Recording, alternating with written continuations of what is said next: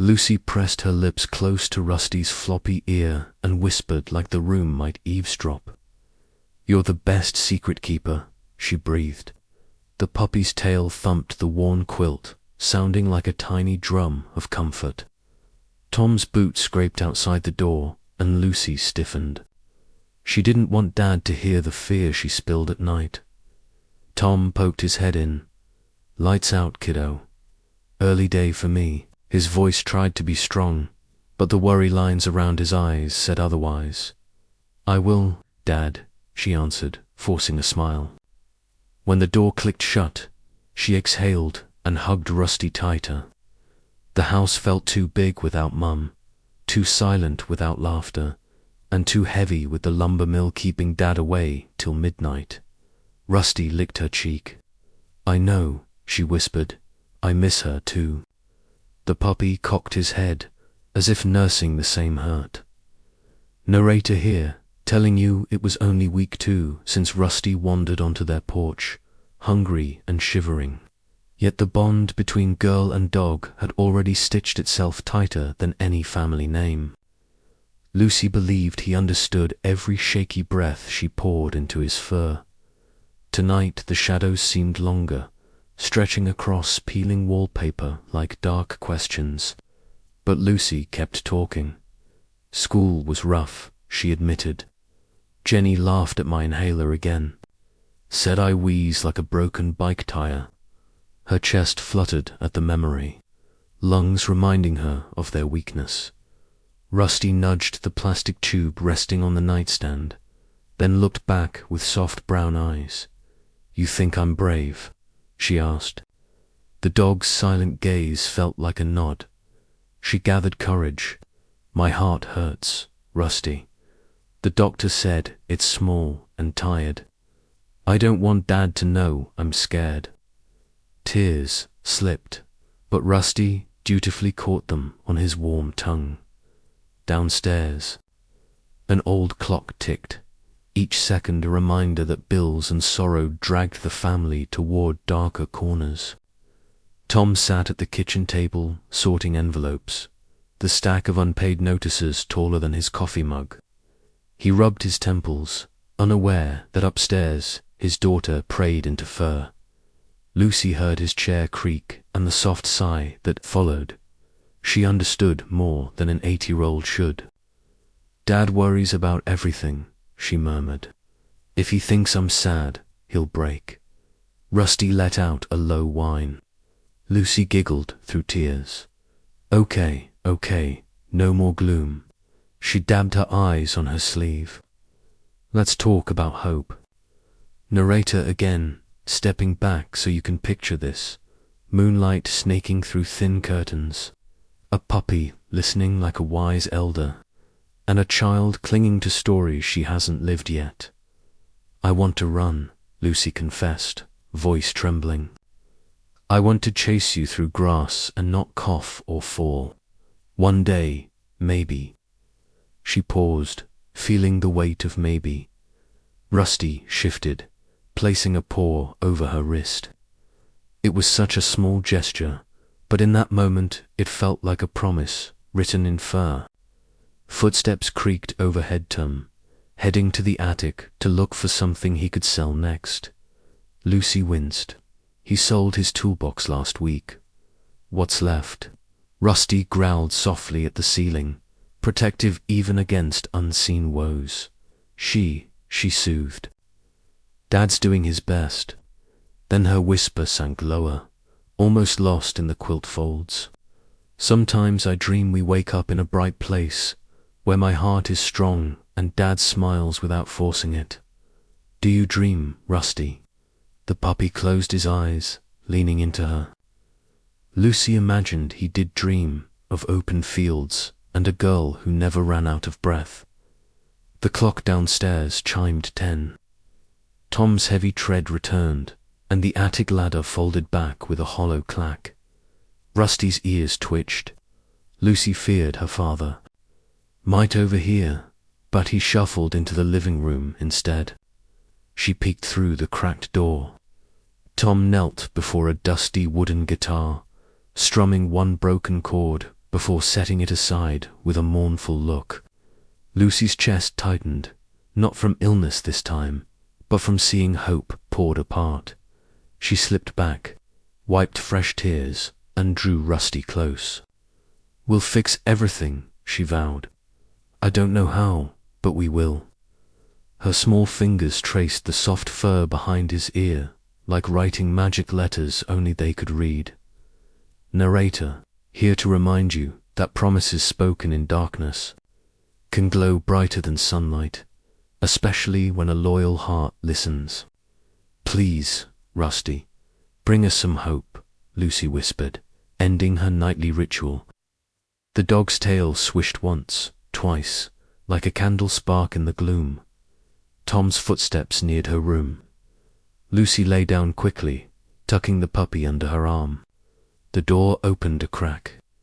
"Love you, Lucy," Tom said, trying to sound calm. "Love you, Dad," she replied, cheeks still wet. He lingered, eyes soft. "You two okay?" "We're okay," she assured him. Rusty poked his nose out from the blanket and wagged. Tom chuckled, voice cracking. "Good night, hero," he told the dog, then closed the door with a gentleness the world hadn't shown him lately. Silence settled, but it felt lighter now. Lucy's eyelids drooped. Rusty curled against her chest, matching his breaths to her fragile rhythm. Before sleep claimed her, she whispered one last time, soft as a feather, "Tomorrow will be better." Rusty answered with a sleepy grunt that sounded like agreement. Narrator fades with the lights, leaving you on the edge of the next moment, because outside the window the moon is climbing, ready to write its own promise across the night, and a brave little puppy is already dreaming of ways to keep it. Outside, a thin beam of moonlight crept across the quilt and touched Rusty's nose. The pup opened one eye. He seemed to listen to the silver glow, then gave a quiet yip that almost sounded like the word promise. Lucy never heard it. She was already drifting, heart fluttering, unaware that the moon had just accepted the puppy's vow, softly there. If you feel connected to this story, please like, share, and let know your city or country below. Rusty's quiet steps clicked down the hallway just before midnight, so soft Lucy barely heard him leave her side. Still half asleep, she rolled over and found the spot beside her pillow empty, warm only at the edges. Fear nipped first. He's sick. Was he gone? Then curiosity tugged her blanket aside. She slipped from bed, holding her inhaler like a tiny flashlight, and followed the muffled sound to the back door. Moonlight poured through the cracked screen, turning the kitchen floor silver. There sat Rusty, nose pressed to the rippled glass, tail sweeping a hopeful rhythm. Lucy knelt and whispered, "What do you see out there, brave boy?" The puppy lifted one ear, then scratched at the door as though it were the gate to a secret kingdom. Narrator stepping in. The big yard beyond that door wasn't much patchy grass, a leaning clothesline, and 2 stubborn maple trees, but tonight it looked like another planet, glowing under a wide, watchful moon. And in that pale wash of light, everything felt possible, even for a girl whose heart sometimes beat like a broken drum.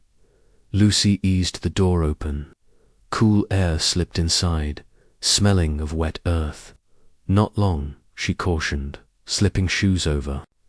Bare feet, Rusty darted out, spun in a quick circle, then sat squarely at the center of the yard, gaze locked on the sky.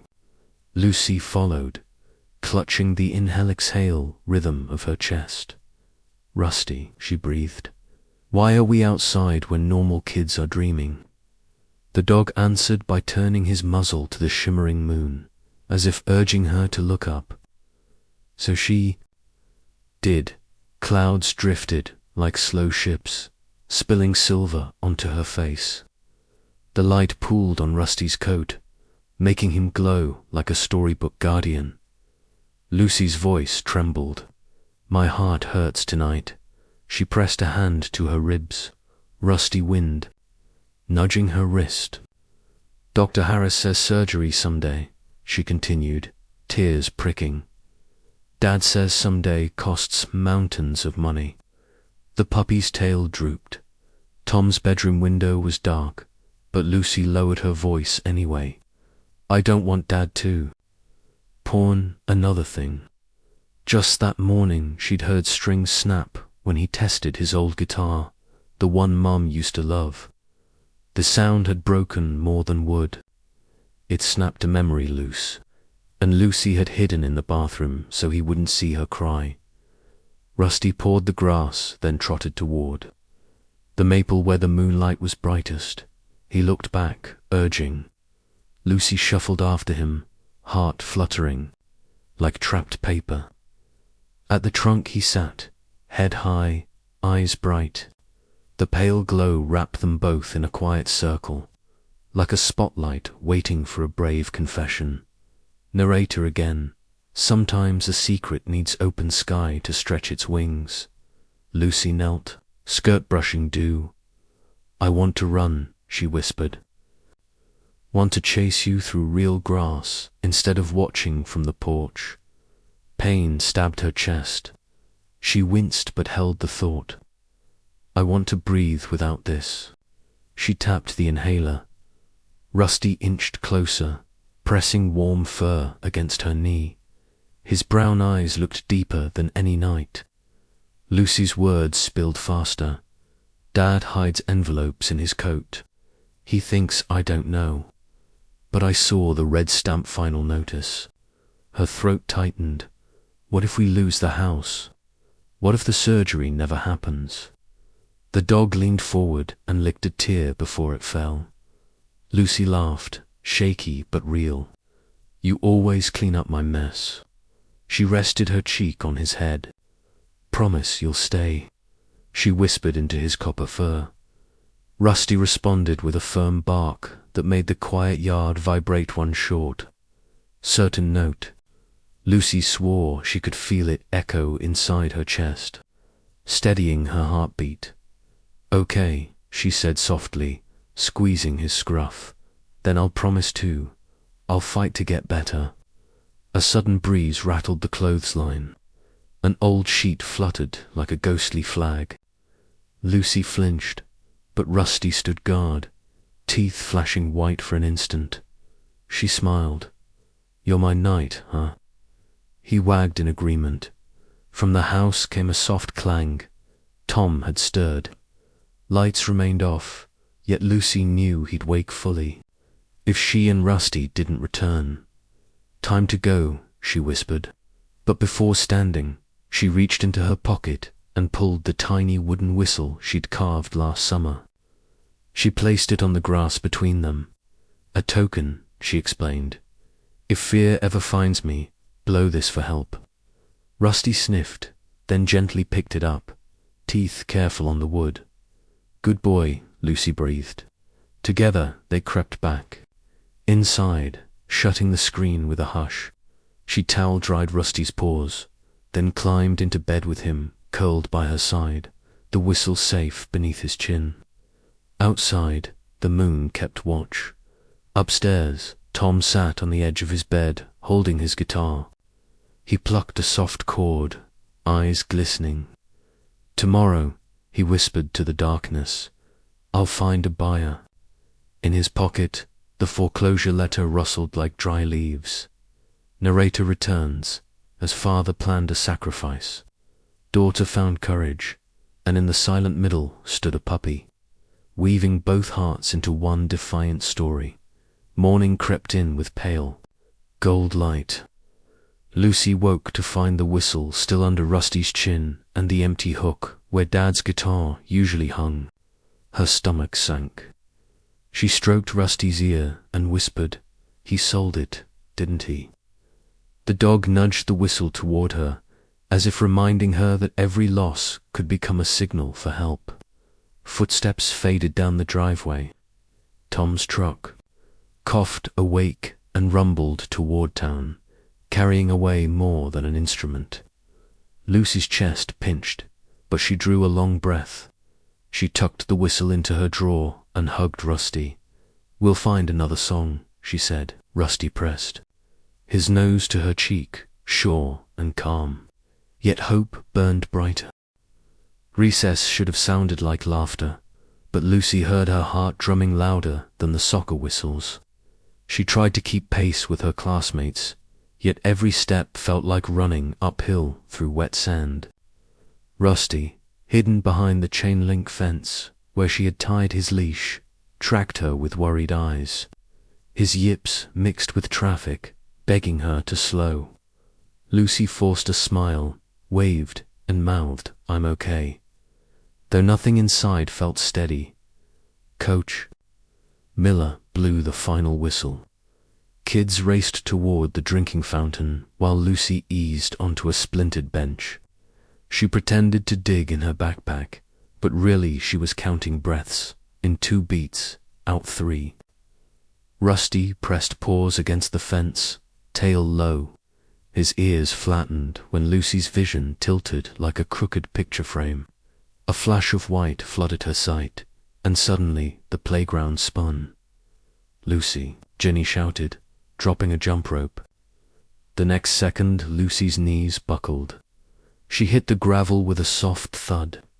Pebbles bit her palms, but she barely felt them. The echo of sirens didn't belong on a sunny playground. Yet within minutes, red lights painted the basketball court. Paramedics knelt beside her. "Can you hear me, sweetheart?" one asked, checking her pulse. Lucy tried to answer, but her chest clamped shut.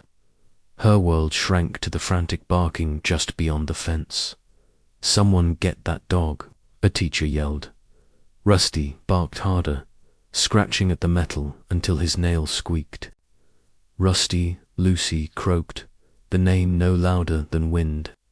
The nearest medic leaned close. "She knows the dog." "Bring it," he ordered. A volunteer hurried to unclip the leash. Rusty bolted to Lucy, nose nudging her cheek. "Good boy," the medic murmured, seeing how Lucy's fingers twitched toward the puppy.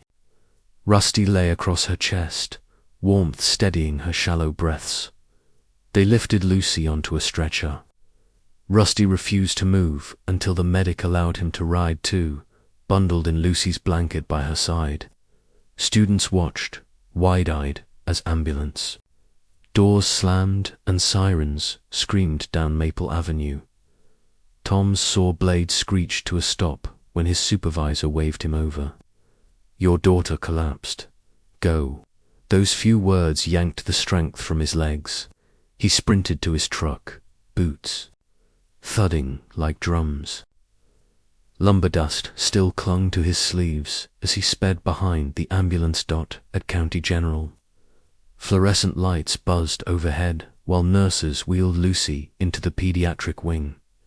Monitors beeped, mixing with Rusty's soft whines. Tom arrived seconds later, breathless, face smeared with sawdust and fear. "Dad," Lucy whispered, weak smile trembling. Tom squeezed her hand. "I'm right here," he said, voice cracking. Dr. Harris entered, chart in hand. "Lucy's heart condition has worsened," he explained gently. "She needs surgery soon." Tom swallowed hard. "How soon?" "Within months," the doctor replied. "Cost is high, but delaying increases risk." Rusty licked Lucy's fingers.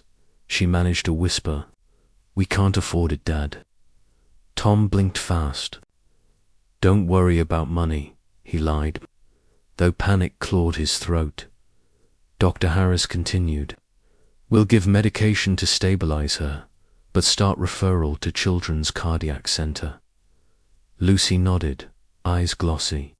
Rusty lay beside her on the gurney, tail tapping a worried rhythm. Hours later, paperwork piled up like snowdrifts on Tom's lap. Each form carried numbers larger than anything he'd seen outside the mill's tallies. He stared until the print blurred. A nurse offered coffee. "She's resting," she said softly. "Your dog hasn't left her side." Tom managed a thin smile. His family. Evening draped the hospital in muted greys. Lucy dozed while Rusty curled against her hip.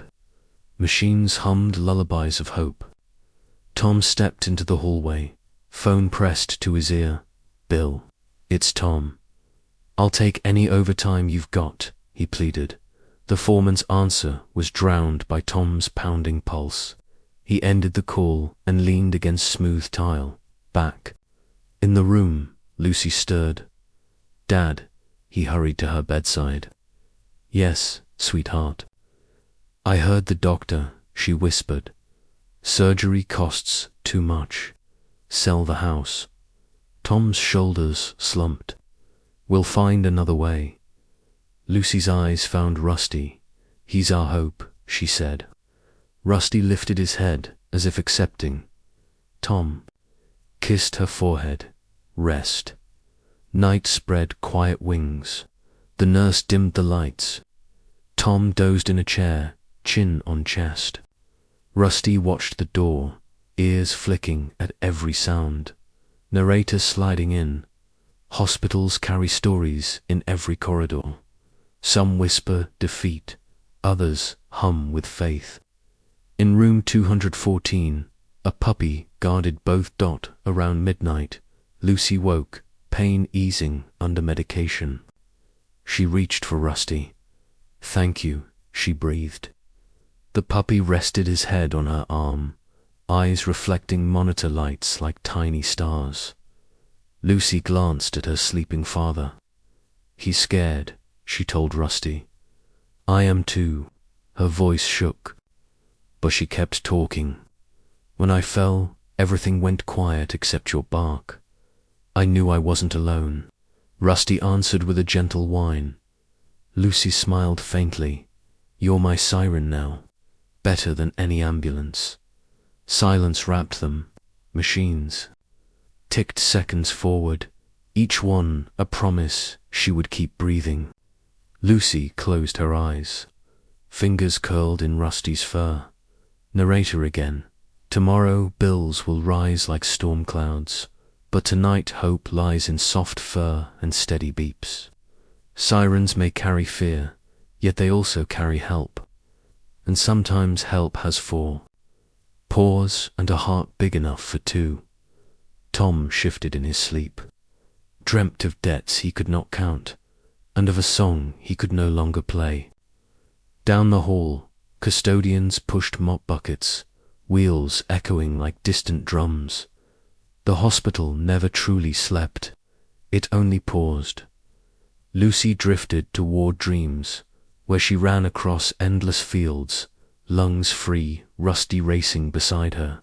In that dream, no siren chased them. Instead, the sky rang with laughter. She clung to that sound. Rusty kept watch.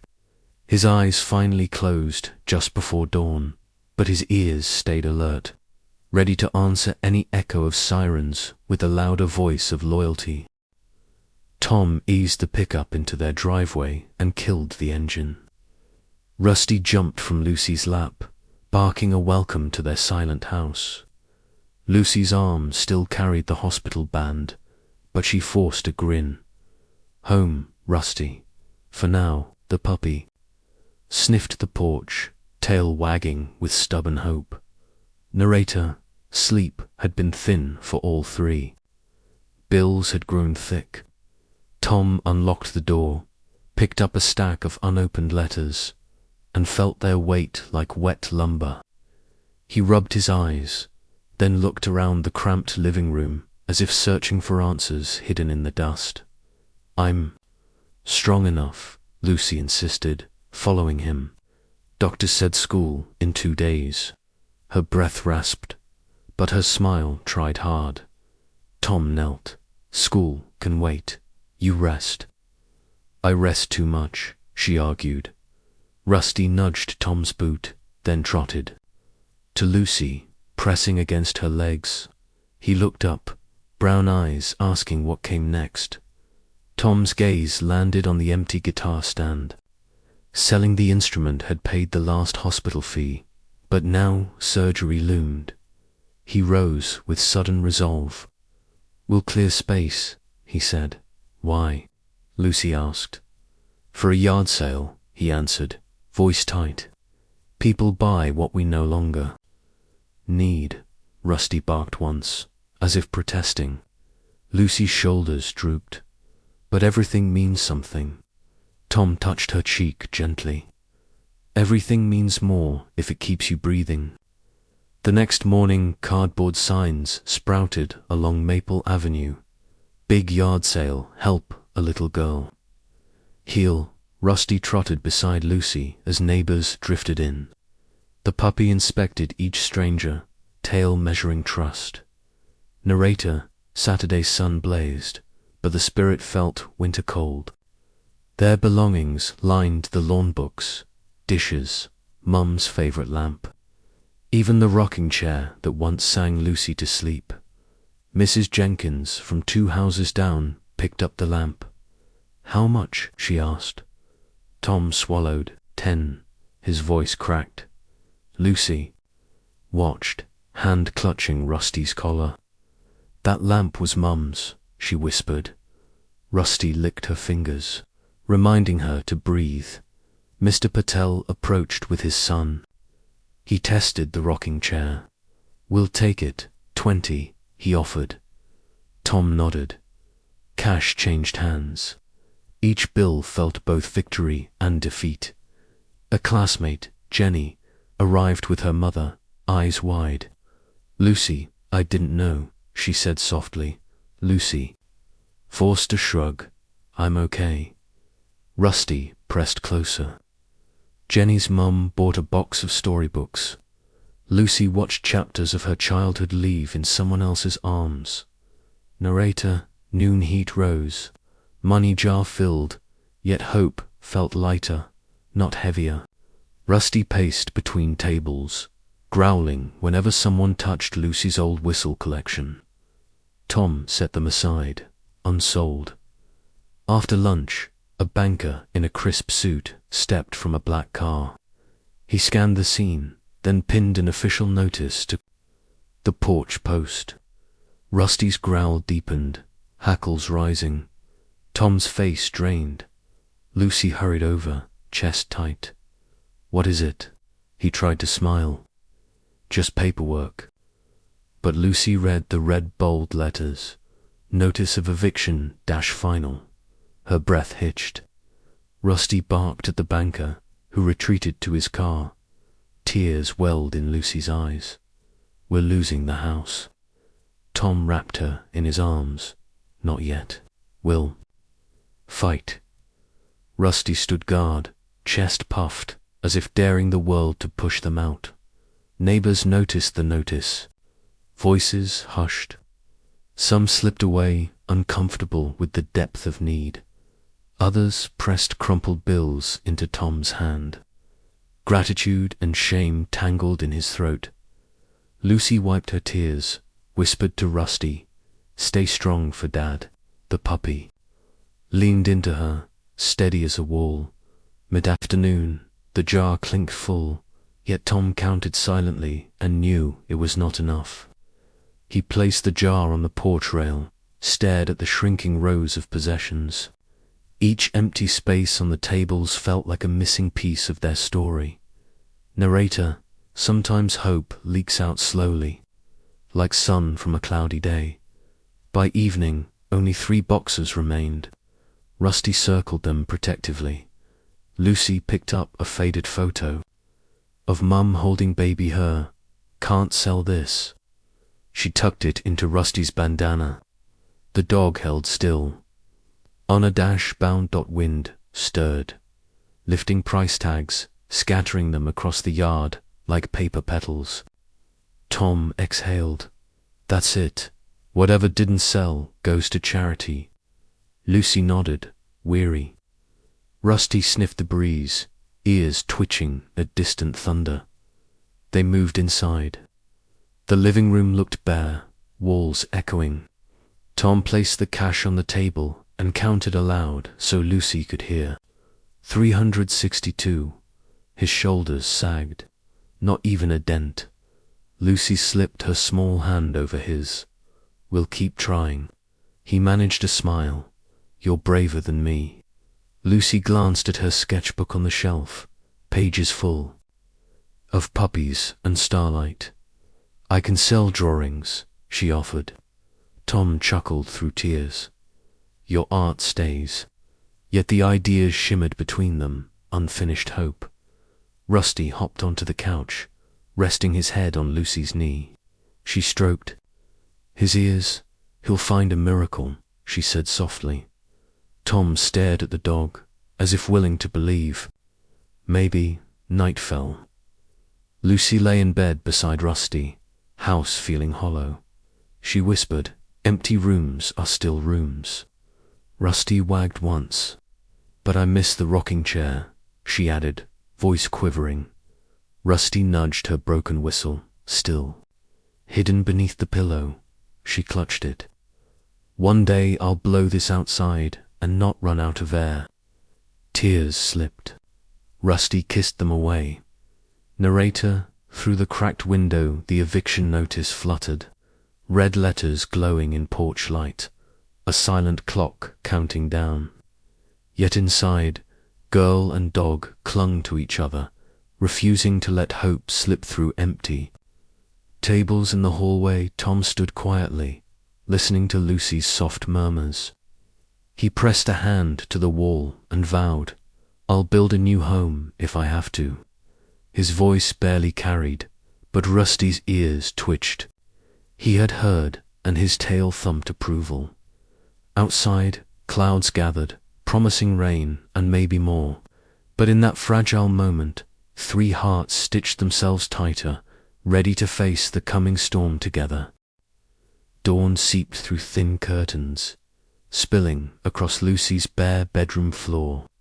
She rubbed sleep from her eyes, feeling the echo of yesterday's yard sale ache, then looked at Rusty curled beside her shoes. The puppy lifted his head, ears cocked, as if asking whether the world had grown softer overnight. Lucy slid from bed, careful not to wake her father snoring on the couch. His toolbox lay open on the carpet where he'd fallen asleep counting screws. One more thing he'd planned to sell. She tiptoed to the kitchen, packed a lunch of crackers and an apple, and tucked a wooden whistle into her pocket for courage. Rusty padded behind, toenails clicking like small promises. Outside, the sky hung grey and heavy. Lucy fastened Rusty's leash and started toward Maple Elementary. Still, she talked to her dog in a voice light enough to hold hope. Today will be better, she said. Rusty wagged, though a faint limp lingered from yesterday's long wait on the porch. They rounded the corner, and the low brick school came into view. A cluster of 5th grade boys lounged by the bike rack. Lucy's shoulders stiffened. She tried to cross the street, but the tallest, Brett, called out. Hey, Wheezy, he teased, imitating her breaths. The other boys laughed. Lucy kept walking, eyes on the ground. Rusty trotted close, sensing tension. Brett stepped into her path. What's that? He pointed at the whistle string peeking from her pocket. It's mine, Lucy answered, voice small. He snatched it. Ugly stick, he said, waving it. Give it back, Lucy pleaded. Rusty growled, fur bristling. Brett scoffed. Make me. Another boy jeered. Bet her mutt can't even bark right. Lucy reached for the whistle, but Brett snapped it in half. Splinters scattered. Lucy gasped, as though he'd broken a bone in her chest. Rusty lunged, barking. Brett's foot flew out, catching the puppy's side. The sound was small but cruel. Rusty yelped and stumbled, paw curling useless beneath him. Lucy dropped to her knees, hugging him. Why would you do that? She cried. Brett shrugged, backing away. Shouldn't bring trash to school. Teachers emerged at the bell. The boys melted into the crowd. Miss Carter hurried over. Lucy. What happened? Lucy swallowed tears. He broke my whistle and kicked Rusty. Miss Carter frowned, but only said, "Go inside. Classes are starting." She eyed Rusty. "No dogs past the fence." Lucy nodded. She guided Rusty to a shady spot and kissed his head. "Stay, brave boy. I'll be back at lunch." The dog tried to put weight on his leg, failed, and sank to his stomach. Class crawled. Lucy's mind replayed the crack of wood, the dull thud against fur. When recess came, she sprinted outside despite the burn in her lungs. Rusty was still there, eyes bright, but leg held stiff. Lucy knelt. "I'm so sorry," she whispered. She touched his side. He winced, yet wagged gently, forgiving her for the world's cruelty. The limp worried her.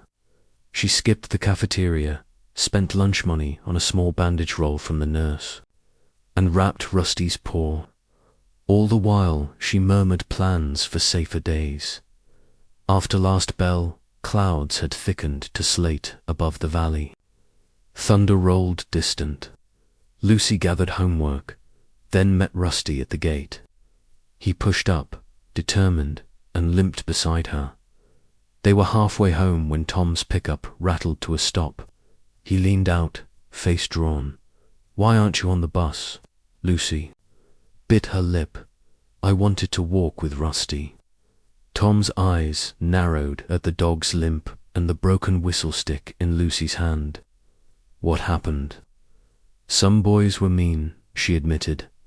Tom opened the door. "Get in." During the drive, rain began tapping the roof. Lucy cradled Rusty on her lap. At home, Tom examined the dog. "No cuts, just bruised," he concluded, relief and anger mixing. Then he surprised Lucy by scolding, "You can't let him cause trouble. We can't afford vet bills." Lucy flinched. "He protected me." "I know," Tom sighed, rubbing his hair. "But people blame dogs first." She carried Rusty inside, laid him on a blanket. The house felt emptier than ever. Thunder boomed, making window glass shiver. Rusty wind pawing at the pane. Lucy sat beside him. Storms coming. Rusty's claws scratched warning rhythms only she seemed to hear. Tom brought an ice pack. Rusty accepted it with a grateful sigh. Tom crouched next to Lucy. "I'm sorry for yelling. I'm just scared." Lucy pressed her cheek to Rusty's head. "Me too." Lightning flashed. Power flickered. Tom fetched candles. "If lines go down, stay away from windows," he instructed. Rusty remained at the glass, tail thumping weakly, hypnotized by jagged light. Lucy stroked his back. "He thinks he can scare the thunder away." A gust rattled the backyard gate. Rusty barked once, deep and urgent. Lucy followed his gaze to the swaying trees. Leaves thrashed like frantic hands. She shivered. Tom set candles on the table. Their small flames danced, brave but fragile. He drew Lucy into a hug, including Rusty. "We'll weather it," he promised. Lucy wiped her eyes with her sleeve and glanced at the broken whistle shards on the table. "I'll make a new one," she whispered to Rusty, voice shaky yet stubborn. The dog licked her fingers as if sealing the promise. Tom overheard and managed a weary smile. "Maybe we can carve it together," he suggested. Lucy's heart lifted a little. Yes, after the storm. Thunder clapped, closer now. The lights flickered once more before steadying. Rusty stayed pressed to the glass, guarding them from an enemy they could not see. In that moment, each of them chose hope over fear, even while the sky chose fury. Rusty growled at the window, claws skittering on the sill, and Lucy's pulse copied the thunder. Tom yanked curtains closed, but wind slammed them wide again. "Basement now," he ordered. Lightning cracked, white and violent, making the living room lamp explode with a pop. Sparks skittered across the floorboards. Lucy grabbed Rusty's collar. The dog tugged toward the back door instead of the stairs. "He wants outside," she cried. Tom shook his head. "Too dangerous." Another bolt hit the transformer down. The street, every light died. Candles snuffed, leaving only storm roar and the red blink of the oven clock fading out. Tom flicked his phone flashlight on. "Move," he said.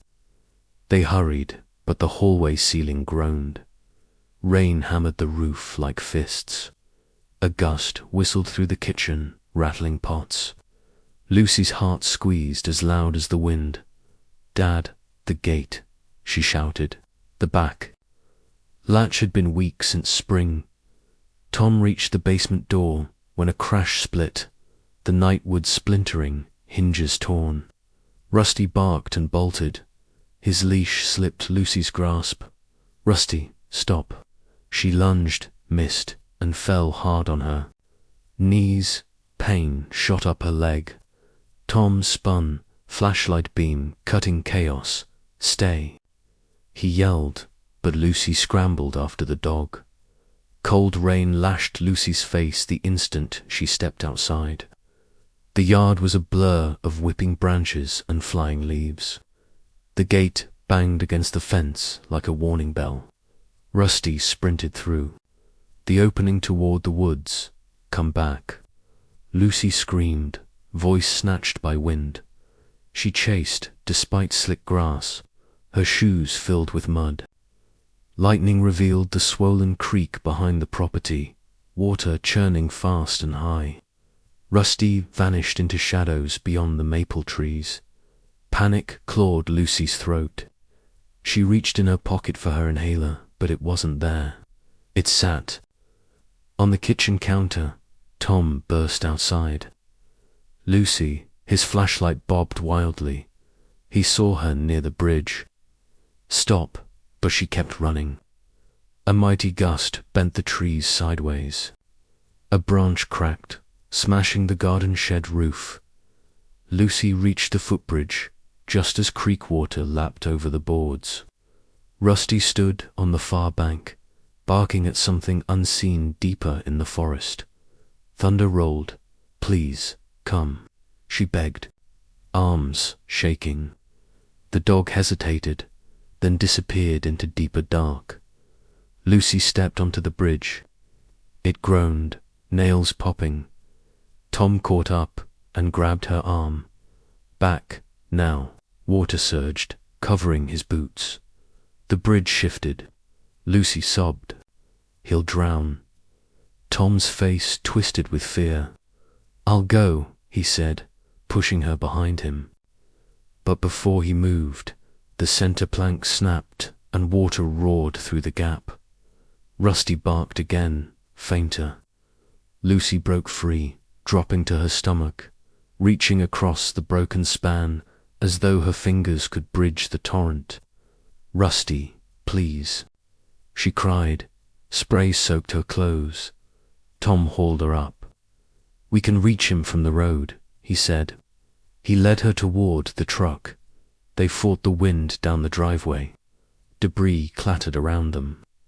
The truck tires skidded on wet gravel, wipers, struggling against sheets of rain. Headlights cut ghosts of vapor as Tom steered toward the service road that looped behind the woods. Lucy pressed her forehead to the cold window. Between flashes, she saw nothing but writhing branches. Then lightning lit Rusty on a mossy rock. Front paws braced, barking into darkness. "There," she yelled. Tom braked hard and jumped out. Water rushed across the road like a shallow river. He lifted Lucy onto his back and waded. The current pulled, but he pushed forward. Rusty saw them and barked encouragement. Tom set Lucy down beside a fallen log and climbed onto the rock. He slipped once, caught himself, and reached for Rusty, but the dog twisted away, staring into the trees. Tom followed his gaze and froze. A car had skidded off the road, nose buried in mud, hazard lights blinking weakly. A branch pierced the windshield. Inside, someone slammed a hand against the glass. "Lucy." "Stay," Tom shouted, voice barely heard. He and Rusty splashed toward the wreck. Lightning popped again, revealing a man pinned by the steering wheel, blood on his forehead. Rusty leaped, paws on the door, barking frantic orders. Tom yanked the handle. It stuck. He grabbed a rock and smashed the side window. "Hang on," he told the driver. Water rose around their ankles. Rusty tugged at the man's sleeve with his teeth, guiding Tom's grip. Together, they hauled the injured stranger out. Lucy watched, heart hammering against fragile ribs. She wanted to help, yet couldn't move her shaking legs. The man groaned. Tom supported him toward higher ground where Lucy waited. She saw a name badge on his soaked coat. Darren, Adrian Rebecca, Pediatric Cardiology. Her breath caught. Was fate really this bold? The man collapsed onto the log. Tom checked his pulse. "He's alive," he said. Rusty licked the doctor's bleeding hand, tail beating mud. The doctor blinked, confused. "Where am I safe?" Lucy managed. "Rusty found you." She pressed her whistle shards into her pocket instinctively. Sirens finally pierced. The storm, distant but closing. Tom ripped his flannel sleeve to bandage the doctor's cut. Dr. Rivera winced, yet looked at Lucy. "Your dog, Hero," he whispered. Rusty barked, once triumphant. Lucy hugged him, tears mingling with rain. In that raging storm, a miracle had washed ashore beside them. Narrator, power lines were down, trees broken, and the creek still raged. But hope stood alive on a muddy bank where a brave dog had led a frightened family to the one man who could mend a young girl's failing heart. Blue lights curved through the rain as the ambulance skidded to a halt. Paramedics rushed with a stretcher, shouting directions over the wind. Tom helped lift the doctor.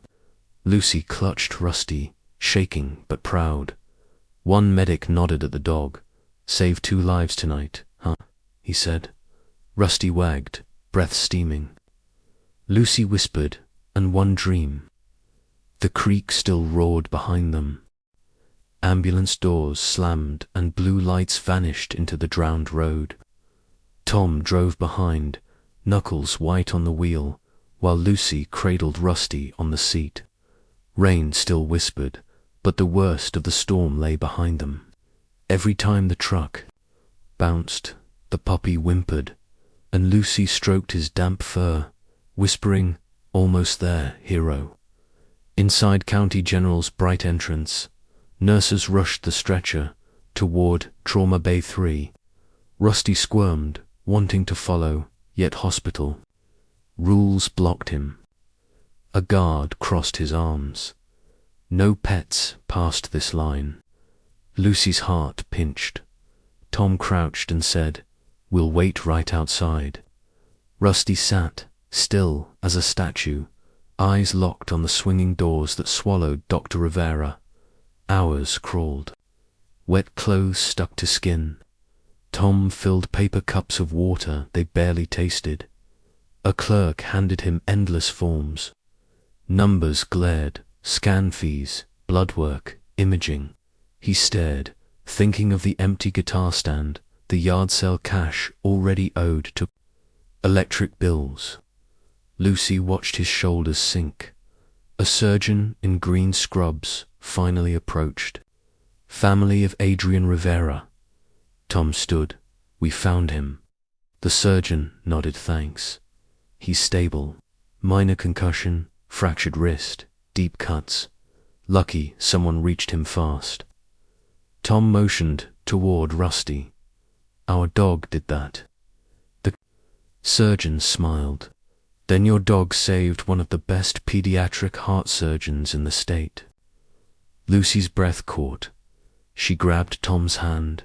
Heart surgeon, the surgeon confirmed. Dr. Rivera directs the children's cardiac program upstairs.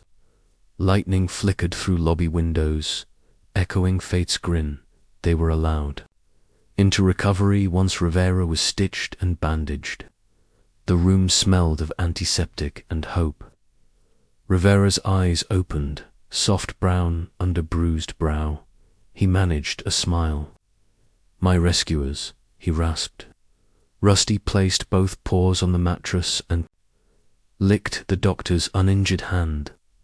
A nurse moved to shoo him, but Rivera chuckled. He can stay. Tom cleared his throat. I'm Tom Carter. This is my daughter Lucy. Lucy stepped closer, voice shy and rusty. Rivera squeezed her fingers gently. Thank you, Lucy swallowed, gathering courage. I have a bad heart.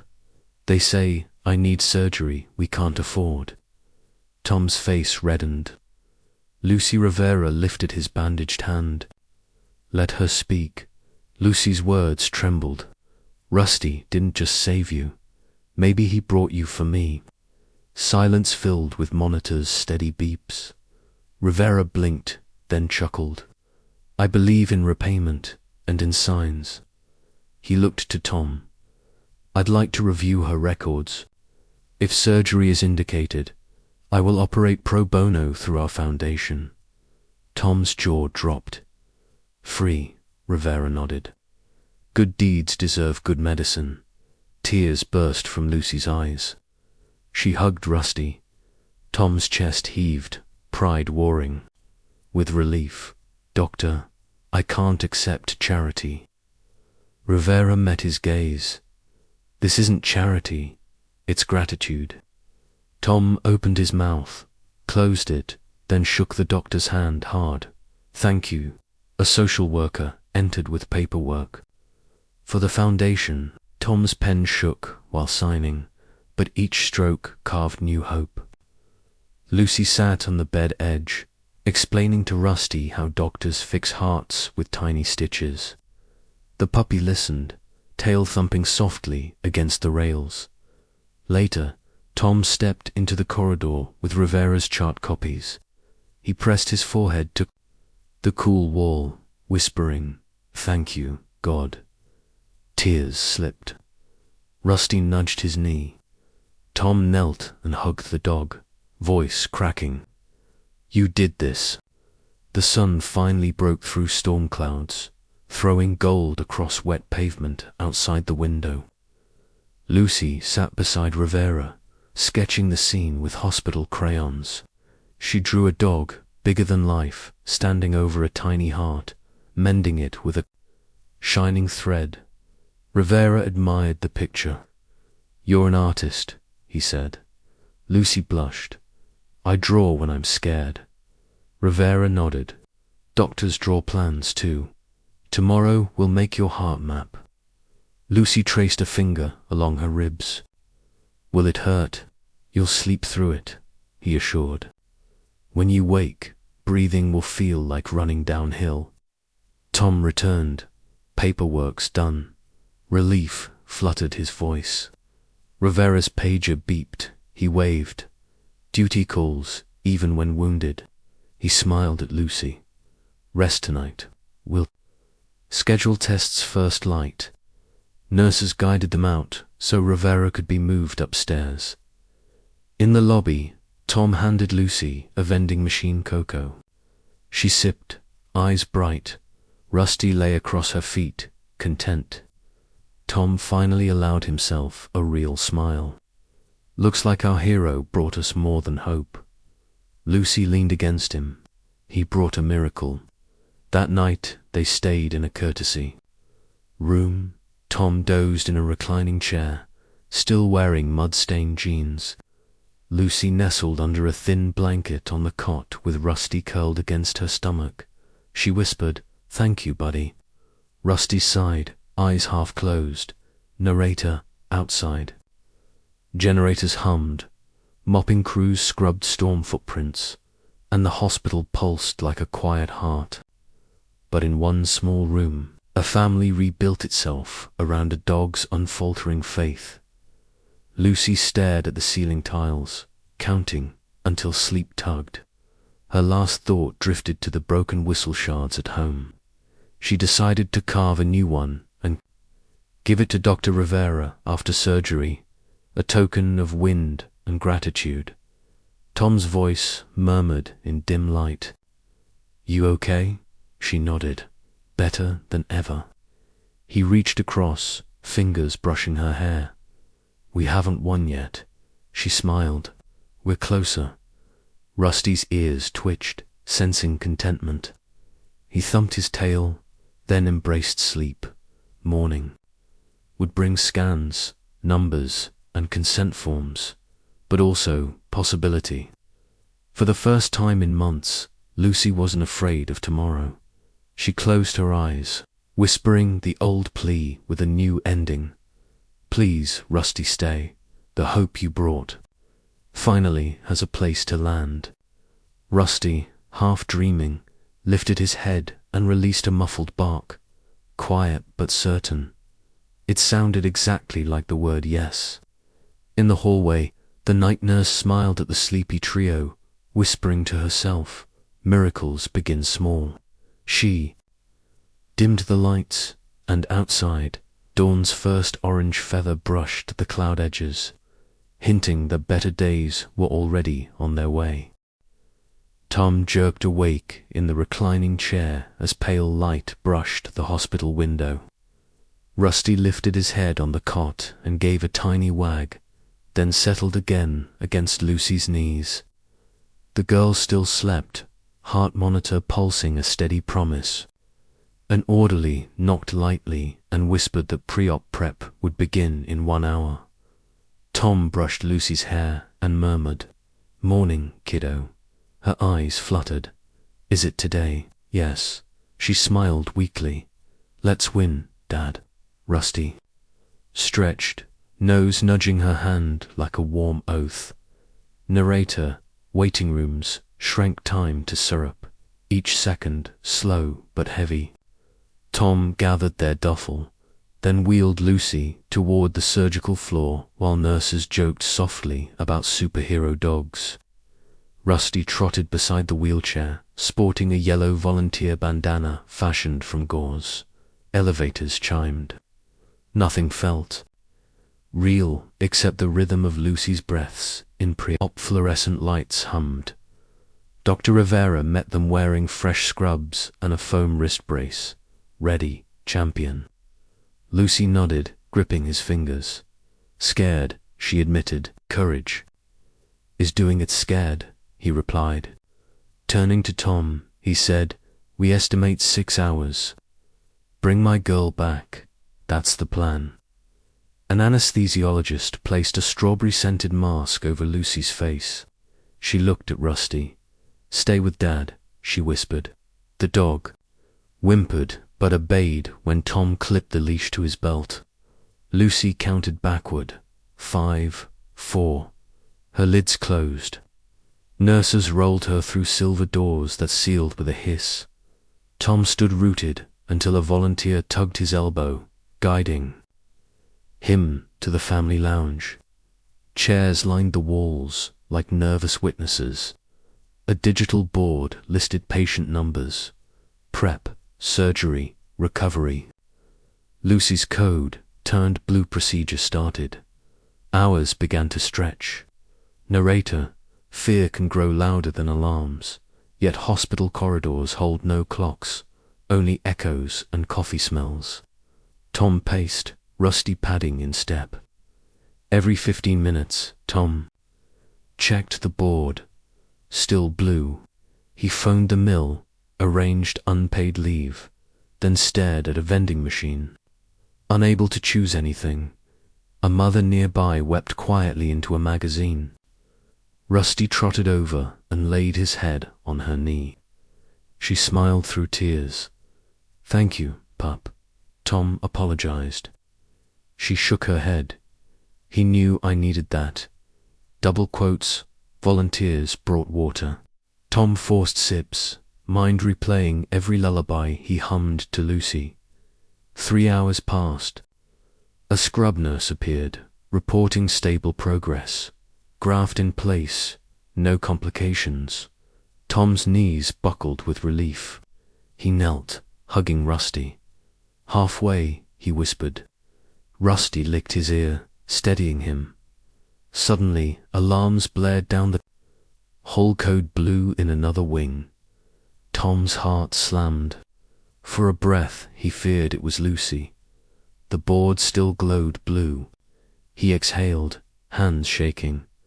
Narrator, the longest night sometimes hides inside daylight, stretching shadows across the soul. Tom tried to pray, but words tangled. Instead, he whispered stories. Rusty already knew how Lucy learned to whistle, how she colored stars on her sneakers. The dog listened, tail tapping soft rhythms.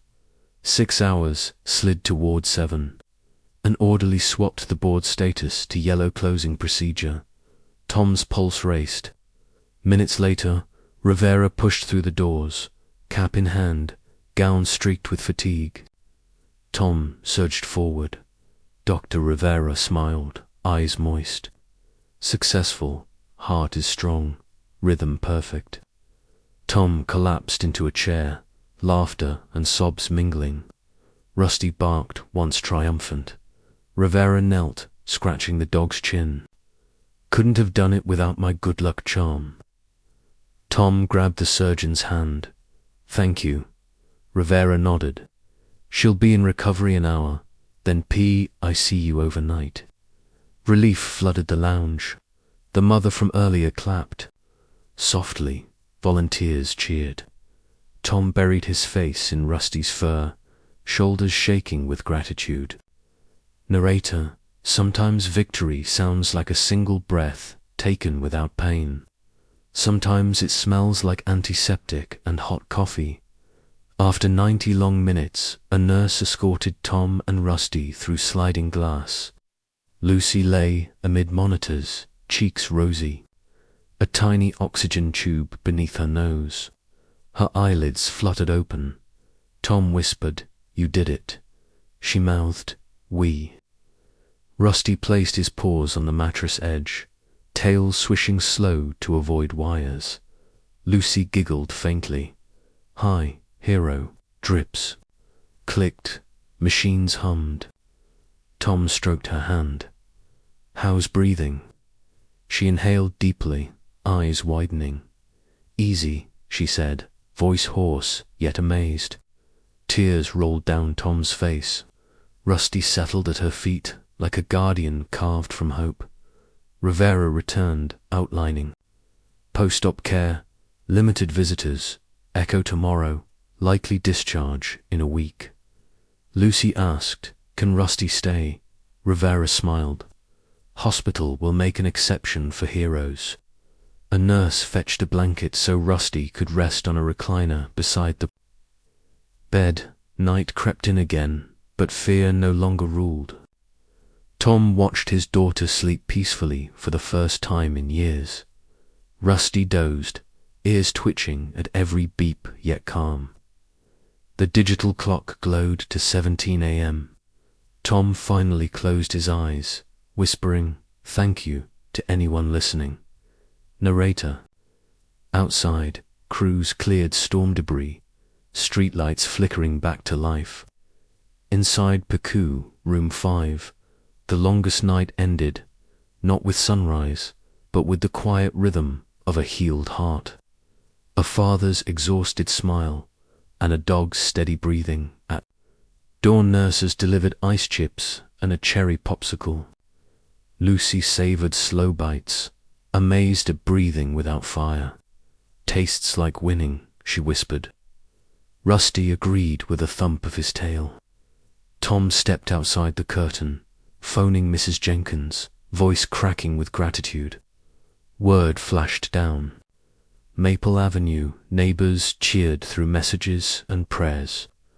A volunteer taped a star beside Lucy's door, labeling it Miracle Room, and everyone who passed smiled at the trio, all because a small dog always truly believed.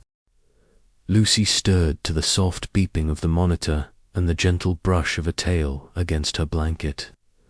Light peeked through the slats, painting thin stripes across the picou walls. For a moment, she wondered if she was dreaming, because breathing felt easy, light as a kite in open sky. Then she saw Rusty perched on the recliner, brown eyes shining, and she knew the miracle was real. Tom leaned in, voice a grateful whisper. "Morning, sweetheart." His smile quivered as if it might break, but held. Lucy took a deep breath. No burn, no rattle.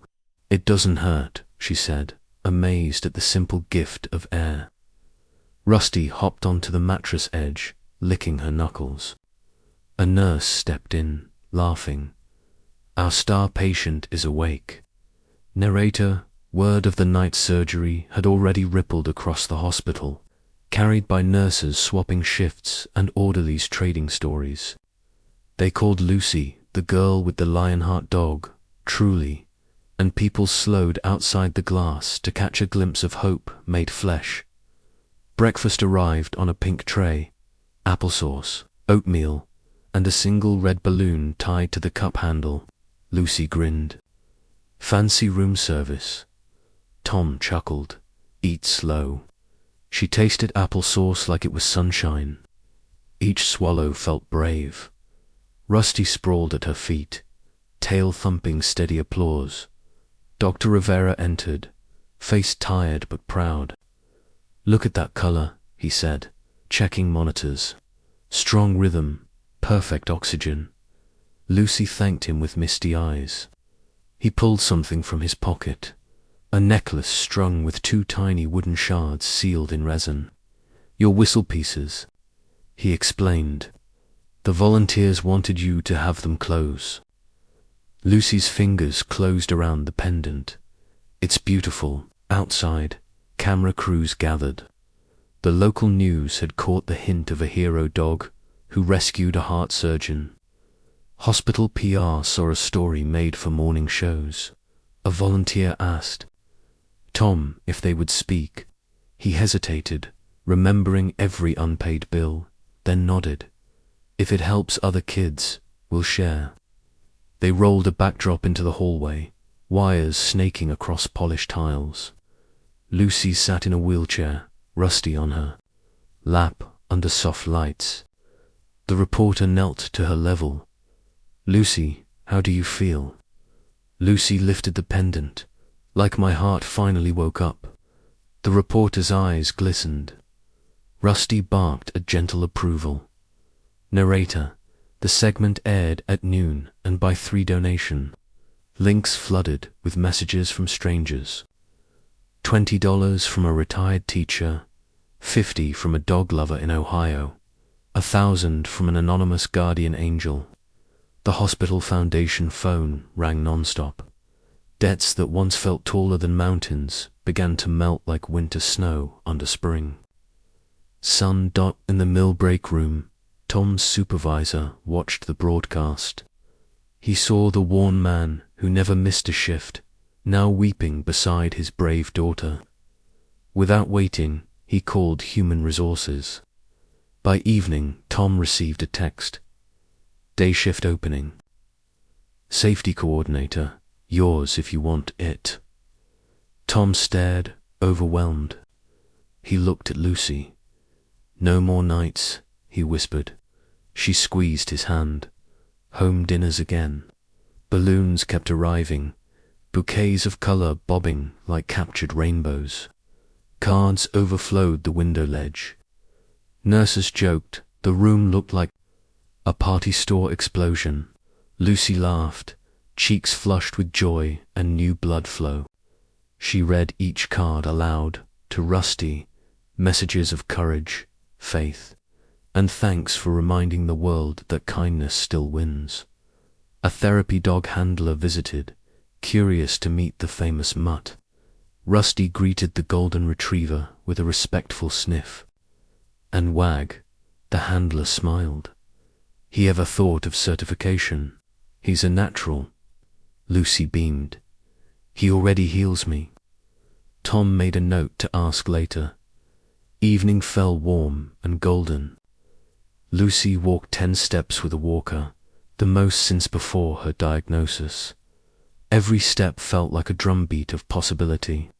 Tom counted aloud. 7, 8, 9. At 10, Lucy hugged Rusty. We did it. Dr. Rivera clapped softly from the doorway. Tomorrow we try 12. Dinner was chicken broth and snow cone ice. It tasted better than pizza. Lucy told Tom she could feel her heart working like a new engine. He took out his phone and showed her messages from neighbors. Mrs. Jenkins offering casseroles. Mr. Patel donating the rocking chair back. The community that had watched their struggle was now building a safety net beneath them. Night settled, but fear stayed outside. Lucy lay back, pendant on her chest, and asked Tom to open the blinds. Stars winked over the city. She whispered, "First wish with healthy lungs." "What do you wish?" Tom asked. "To help another kid feel this." Rusty thumped approval. Narrator, hope grows best when shared. It multiplies like fireflies over summer grass, each spark urging the next to shine. In room 5, hope buzzed bright enough to light corridors. Tom stroked Rusty's head. "You changed everything." The dog sighed, content. Tom texted the mill to accept the new job. He pictured mornings at home, walking Lucy to school, hearing her laugh without wheeze. A nurse swapped IV bags, humming. She whispered to Lucy, "I get off shift soon. I'll visit my own daughter with more faith than before." Lucy smiled drowsily. "Tell her Rusty says hi." Lights dimmed. Tom settled into the recliner, amazed that exhaustion now carried gratitude instead of dread. Rusty curled into the crook of Lucy's knees, heartbeat syncing with hers, steady and strong. Lucy's eyelids drooped. She touched the necklace. The wood felt smooth, whole again. "Tomorrow," she murmured, "we blow a new whistle." Tom kissed her forehead. "Tomorrow." Narrator, outside the window, streetlights flickered like small lanterns, but none as bright as the healed heart inside the room, or the loyal soul at its feet. In the hush before sleep, Lucy exhaled without pain. Rusty twitched in a dream of endless fields, and Tom finally believed the worst chapter was over. Together they drifted into gentle rest, already planning how to turn one family's miracle into many more. Sun warmed the hospital window, turning glass into gold.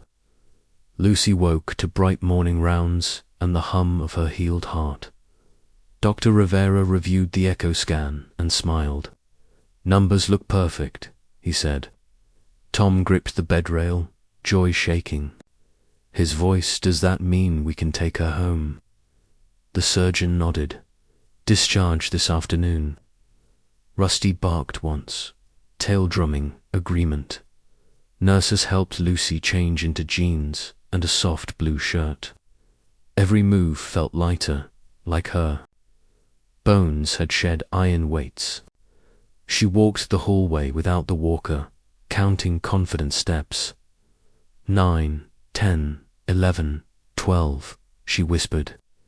Rusty trotted beside her, proud. The elevator doors opened to the lobby. A small crowd waited. Neighbors, reporters, mill workers, in clean shirts, and Mrs. Jenkins holding a homemade banner that read, "Welcome home, Lucy and Rusty." Camera flashes sparked, but Lucy felt calm. Fresh air called louder. Tom signed the last papers. The social worker handed him a folder of zeroed balances. Donations had crushed the debt mountain. Tom blinked away tears, thanking every nurse by name. Lucy touched the pendant around her neck, feeling the whistle shards resting over her steady pulse. Outside, sunlight kissed her cheeks. She filled both lungs without struggle. "Best breath ever," she told the waiting microphone. "You helped make it happen." The reporter crouched. "What will you do next?" Lucy glanced at Rusty. "We're going to help other kids breathe." "Easy too." Tom opened the truck door. Rusty jumped onto the seat, head out the window, ears flapping like flags of victory. Lucy climbed in, waving back at cheering staff. Dr. Rivera tapped the doorframe. He slipped a tiny silver stethoscope charm into her palm. "A reminder to listen to big dreams," he said. Lucy hugged him hard. "Come visit," he laughed, wincing at his still bruised ribs. The ride home smelled of wet pine after the storm. Roofers hammered on distant houses. Maple Avenue appeared, newly swept. Neighbors lined sidewalks, clapping. Mr. Patel rocked the returned chair gently on his porch. Jenny ran forward, holding a brand new wooden whistle painted sunset orange. "For you," she said. "I'm sorry for before." Lucy accepted it, voice soft. "Thank you. Let's be friends." Jenny nodded, eyes shining. Tom parked beside the battered fence. The yard looked empty without sale tables, but daisies poked through the grass. Lucy stepped onto the porch, heart steady, legs sure. She touched the eviction notice, still fluttering. Tom reached over and ripped it down. "Not our future," he declared. Cheers rose from the street. Inside, the living room felt smaller, yet safer. The empty guitar stand stood like a quiet ghost until Tom pulled a second-hand guitar from behind the couch. Mill buddies had chipped in. He strummed a bright chord. Sound filled the room like sunrise. Lucy laughed. Rusty barked in harmony. First. "House concert tonight," Tom promised. Lunch was grilled cheese and tomato soup at the kitchen table. Lucy savored every bite. "Food tastes better when breathing doesn't hurt," she joked. Tom agreed, eyes misty. Rusty begged politely, earning crusts. That afternoon, Lucy and Tom sat on the back steps, carving whistles from fallen cedar branches. Tom guided her hands with the pocket knife. Shavings curled like fragrant ribbons. Rusty chased the curls, sneezing. "We'll sell these for the hospital fund," Lucy decided. Tom nodded. "Hope whistles," he said.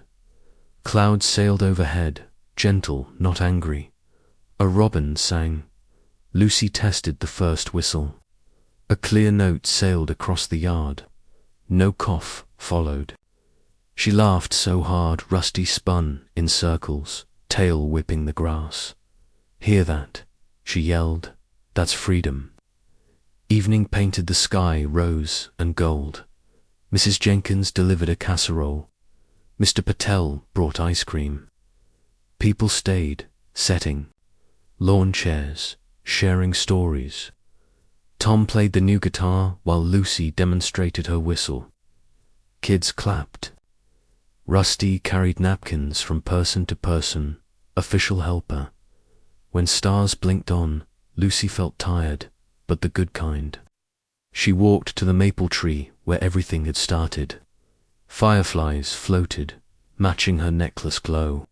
Rusty followed, a faithful shadow. She knelt, placing the silver charm and the sunset whistle on the stump. "Gifts go here," she told him. Rusty tilted his head, then trotted off. He returned carrying Dr. Rivera's foam wrist brace, dropped it beside the offerings, and barked. Lucy giggled.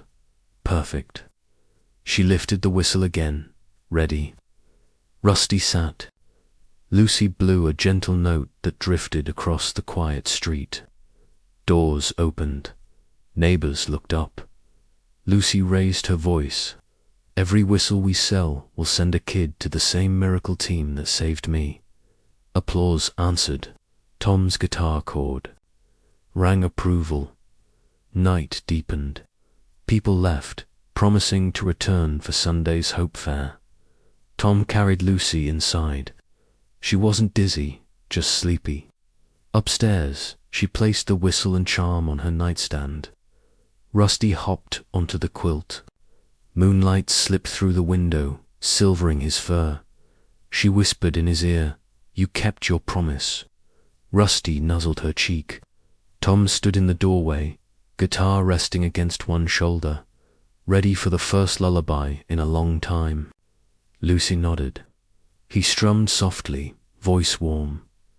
Narrator, the house once filled with worry, now pulsed with simple music, laughter, and poor beat drums. Walls that had echoed emptiness absorbed fresh hope. Hope settled into corners, humming softly, like a lullaby sung by kind winds through reopened windows all night without fear. Outside, the gate creaked quietly, but Rusty's ears stayed calm. Storms were only memories now. Before sleep, Lucy clasped her pendant. Tomorrow starts the work, she told herself. She pictured tables lined with colorful whistles, every sail another breath for someone else. Her new heart fluttered, not with weakness, but excitement. Tom kissed her forehead. "Good night, brave girl." "Good night, Dad." Rusty placed his chin on her ankle. Lucy closed her eyes and inhaled deeper than ever before. As she drifted, the silver charm twinkled, the whistle glowed, and a dog's slow tail beat kept time with a healed, hopeful heart. Lucy woke before dawn on Sunday, excitement buzzing through her veins like ginger ale. She sat up, amazed again that breathing felt as easy as blinking. Rusty popped his head over the quilt, ears already perked for adventure. "Hope Fair Day," she whispered. The puppy answered with a one-note bark and a rapid tail thump that rattled the bed frame. Downstairs, Tom was frying eggs while strumming a gentle chord progression between flips, testing the second-hand guitar's bright voice. Sunlight pooled across the counter, catching the stack of cedar whistles arranged in neat bundles of 10. Lucy traced a ribbon and felt the smooth wood still warm from yesterday's carving. Tom noticed her touch. "Made 50, he said. "Think. We'll sell them all." Lucy grinned. "We'll need more." Rusty nosed one whistle, then trotted to the door, leash dangling from his mouth like an order. Tom laughed. "Breakfast first, Commander." They ate quickly, then loaded the pickup. Fold-up tables, a cash tin, extra ribbons, a hand-painted sign, breaths of hope. Rusty claimed the passenger seat beside Lucy, harnessed into a bright yellow vest that read, "In Training Therapy Dog." Lucy checked the mirror, loving how official he looked. Maple Park sat 2 blocks away, but the truck crawled because neighbors kept waving. Mr. Patel raised a thermos of chai. Brett, the former bully, pedaled past on a bicycle strapped with balloons, calling, "Save me a whistle." Lucy waved back, heart swelling instead of tightening. They parked under an oak whose branches hummed with early cicadas. Volunteers were already setting up booths, face painting and lemonade. The Children's Hospital Foundation had erected a bright red tent filled with information pamphlets. Rivera, wrist now freed from the brace, stood beside a model heart bigger than a beach. Ball, captivating kids with simplified explanations. Rusty bounded over and placed both paws delicately on Rivera's knee. The doctor scratched his ears. "Ready to change the world again?" he asked. Lucy nodded, holding up a bundle of whistles. "These are our tickets." Rivera motioned. to a table beside his tent. A giant poster showed Lucy and Rusty under the headline, "One Dog, One Miracle, Many Hearts." Tom unfolded the table and arranged the whistles like little soldiers. Each had a tiny tag. $1 equals one breath, a line, formed before they finished taping the sign. Jenny was first, pressing 2 crumpled $5 bills into the tin. "For the next kid," she said. Lucy hugged her, and neither mentioned playground trespasses or broken wood. The past had dissolved into this bright morning. Narrator, Hope Fair, unfolded like a movie montage. Rusty moved from group to group, soaking in praise, letting anxious toddlers bury faces in his fur. Tom announced a break and guided Lucy to a shady bench. He handed her a water bottle, eyes gleaming. Dr. Rivera joined them, wiping sweat with a handkerchief. "Your tables fund 5 preliminary scans already," he reported. Lucy's throat thickened. Rusty nuzzled her, sensing the swell of emotion. She buried her face in his neck fur and breathed one steady breath, marveling at her own lungs. An afternoon breeze carried guitar chords. Tom took the small stage, microphone crackling. "This song belonged to my wife," he began. "She passed her voice to our daughter, and our daughter passed her hope to a dog." He strummed a lullaby Lucy hadn't heard since childhood. Tears blurred her vision, but when she looked around she saw others crying, 2 tough mill workers. Doctors, high school athletes, strangers. Rusty stepped onto the stage halfway through the second verse and sat beside Tom, tail sweeping the boards. The crowd laughed through tears. Tom finished, voice trembling, and raised the guitar toward the sky. "Thank you," he whispered. Lucy returned to the booth, cheeks salty. A little boy in a wheelchair approached, oxygen tubes looped around his ears. His mother pushed him gently forward. "He wants the dog whistle," she said. Lucy knelt. "Pick your favorite color." The boy chose sky blue. His mother whispered, "He's on the surgery list next month." Lucy pressed the whistle into his palm. "Then this is free," she said. Rusty licked the boy's cheek, drawing a giggle like bells. Volunteers counted proceeds, over $2,000. The foundation rep announced matching funds, doubling the total. Cheers erupted. Lucy closed her eyes, grateful tears slipping free. At the edge of the park, the brass band struck up, "Here Comes the Sun." Pack-up time arrived. Tables folded, banners rolled, leftover whistles boxed. Tom loaded the truck as sunset painted the sky peach.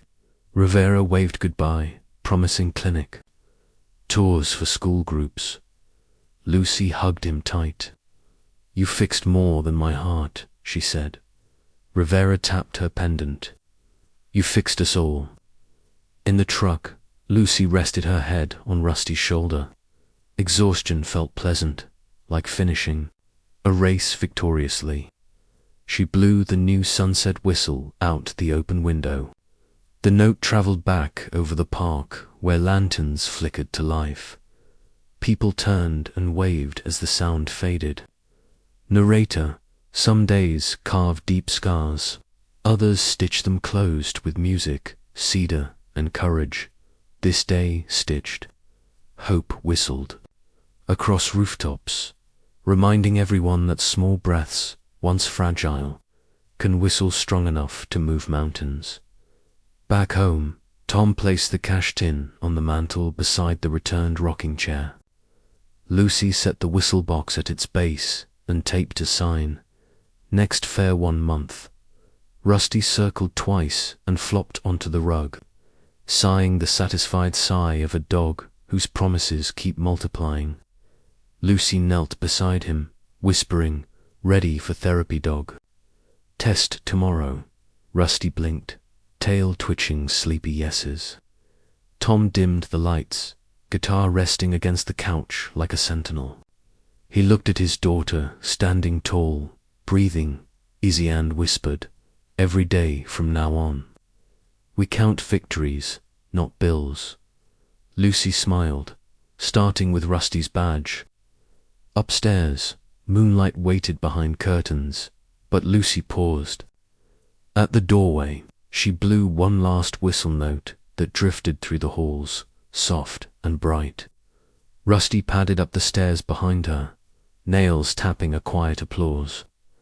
The house, once heavy with dread, answered the call with hush and peace, ready for tomorrow's gentle dawn.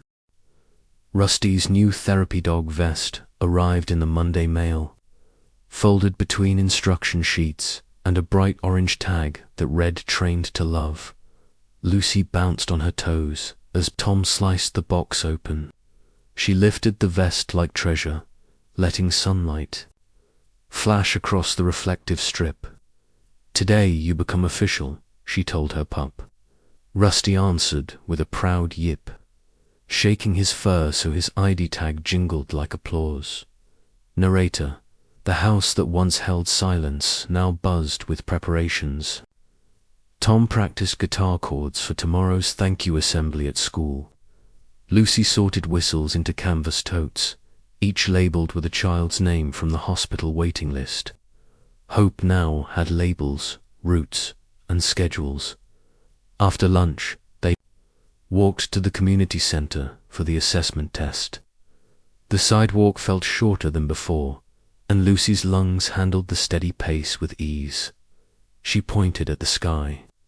"Clouds look like cotton candy," she said. Rusty gave a low bark of agreement, though his focus stayed on the mission ahead. Inside, folding chairs formed a ring. Two evaluators waited with clipboards and smiles. Other dogs milled about, gentle mastiff, nervous corgi, flawless retriever. Lucy knelt and smoothed Rusty's vest. "Remember, calm and kind," she whispered. He licked her nose, ready. First task, greeting a stranger. An evaluator approached, cane tapping. Rusty sat, tail sweeping but not leaping. Excellent steadiness. She noted second task. Sudden noise, a metal pan crashed. Some dogs barked. Rusty twitched one ear, then relaxed when Lucy nodded. Third task, ignoring food. A slice of pizza tempted near the finish cone. Rusty trotted past without a nibble. Final task, comfort a stranger. A volunteer pretended to cry. Rusty hopped up, laid his head on her lap until fake sobs faded into giggles. Clipboards closed. Therapy certification granted. Cheers erupted. Lucy hugged Rusty. Hero twice over. Tom shook hands, eyes shining. Narrator: achievements sometimes arrive quietly, wrapped in simple words. Yet Lucy felt as tall as the maple tree that once trembled in a storm. They celebrated with ice cream at the park. Vanilla for Lucy, Rocky. Road for Tom, pup cup for Rusty. 2 new beginnings, she toasted. And to sharing them, Tom replied. Brett approached, holding a wooden box. "I made this." Inside lay a whistle carved with tiny paw prints. "I'm sorry," Lucy smiled. "Friends," Brett nodded. Rusty sniffed his hand, granting approval. Evening rolled in gentle lavender. Fireflies blanketed the yard. Rusty bounced among them, paws tapping soft drums. Lucy laughed, a sound once scarce now common as breezes. Inside, Tom pinned Rusty's badge on the fridge beside hospital bills marked paid. He strummed the lullaby. Lucy blew the new whistle, filling the hall with a bright, fearless note. "Your whistle finally sings without fear," Tom said, "because my heart finally listens." She replied, "Narrator, the storm that once threatened to take everything had instead given them more courage, community, purpose. Now each evening carried a promise rather than a question. Lucy placed the pop-print whistle on the mantel beside the silver stethoscope charm, foam wrist brace, and first cedar prototyper, Museum of Miracles. Rusty curled at the base, guarding the artifacts. Before bed, she drew a map. House, hospital, park, school, each marked with little hearts, and Rusty, larger than life, at the center. Underneath she wrote, Mission, carry hope, ready for tomorrow's route, she whispered. Rusty hopped onto the bed. Tom peeked in. Need a song? She nodded. Tom played softly. Rusty sighed, eyelids drooping. Lucy joined the chorus, her clear note weaving with the guitar. The sweet chord lingered like honey, high above. The moon slipped from behind a cloud, painting silver stripes on the quilt and catching the bright lettering on Rusty's vest.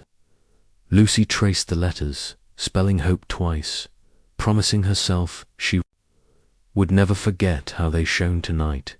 For all tomorrows, lights dimmed. Tom kissed her forehead. Good night, hope bringer. Good night, dream builder. Rusty thumped his tail, already half asleep. Narrator, stars shimmered, remembering days they hid behind thunderclouds. Tonight they witnessed a family stitched together by whispered prayers and pop-printed promises. Tomorrow, Rusty would walk hospital halls, Lucy would hand out whistles, and Tom would play bright songs. But for this quiet night they simply breathed steady, full, and fearless. Dawn painted the sky pale pink as Lucy swung her legs off the bed, heartbeat steady and sure. Rusty popped up, vest already on, badge shining like sunrise. Today was their first hospital round. Lucy grinned. Official sounded grown-up. She grabbed the whistle tote and tiptoed downstairs. Tom waited with toast. He touched her map and smiled. Ready, hope bringer, ready. Rusty barked once. They stepped onto the porch, cool air smelling of damp grass. Narrator, Maple Avenue stirred. Neighbors waving as the little team marched past on their mission of kindness. Lucy felt no chest tightness, only wings lifting each breath. At County General, the doors whooshed open. A volunteer handed visiting team stickers. Elevator mirrors showed Lucy's bright eyes and Rusty's calm stance. Tom squeezed her shoulder. You lead, he said. The pediatric ward smelled of bubblegum soap. Nurses waved. Heroes back, someone whispered. Lucy approached the first room, tote gripped tight. Inside, Ethan sat in a wheelchair, tubes tracing from his nose. Rusty rested his chin on the blanket. Ethan laughed. Hi, Captain Rusty. Lucy handed him a green whistle. For courage. Ethan's mother mouthed thank you. Rusty let Ethan scratch his ears. Room after room unfolded similar scenes. A toddler giggling through casts, a shy girl peeking from behind a teddy, a teen snapping secret photos. Each whistle left the tote lighter, while hearts felt heavier with hope. Narrator, healing can be a shared breath. A warm paw, a wooden promise, mid-morning break. Tom bought lemon muffins. They sat in the courtyard where birds argued over crumbs. Lucy said, I'm not winded. Tom smiled. Rusty tugged the leash, eager to return. Back inside, Dr. Rivera guided them to a corner room. Curtains rose, revealing a frail preschooler named Mia, clutching a faded bunny. Her dad's shoulders bent from worry. Rivera murmured, inoperable. Until funding, Lucy knelt. This is Rusty. The dog lay flat, eyes level with Mia's. Mia touched his ear. Lucy pulled her final whistle, sky blue cedar. Blow when you need bravery. Mia produced a faint toot and giggled. Mia's dad whispered, "Thank you." Rivera pointed to a donation chart still shy of goal. Tom said, "We can help." Lucy lifted the now empty tote. "I'll carve more." Rusty licked a tear before it fell. Narrator, promises feel heavy, but hearts grow strong by carrying them.